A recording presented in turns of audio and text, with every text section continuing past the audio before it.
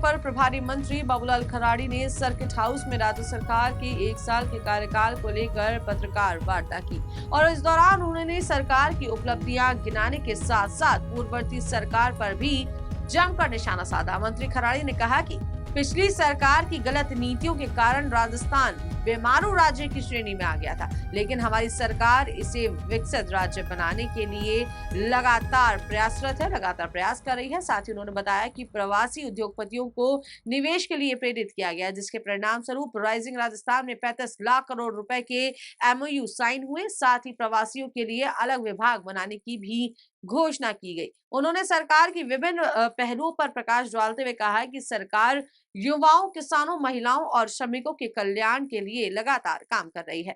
डूंगरपुर के विकास को लेकर उन्होंने सागवाड़ा में 220 केवी जीएसएस और सोमकमला बांध परियोजना से सागवाड़ा तक 125 करोड़ रुपए की घोषणा जैसी उपलब्धियां गिनाई। मंत्री ने यह भी भरोसा दिलाया कि इतने बड़े निवेश से राज्य में बेरोजगारी कम होगी और अर्थव्यवस्था को मजबूती भी मिलेगी। उन्होंने ये भी कहा कि पिछली सरकार के कार्यकाल में 19 बार पेपर लीक जैसी घटनाएं हुई, लेकिन वर्तमान सरकार ने एसआईटी गठित कर पेपर माफियाओं पर कड़ी कार्रवाई की है। और उन्होंने ये भी बताया कि सरकार ने अगले 5 साल में 4 लाख युवाओं को सरकारी नौकरी देने का लक्ष्य रखा है।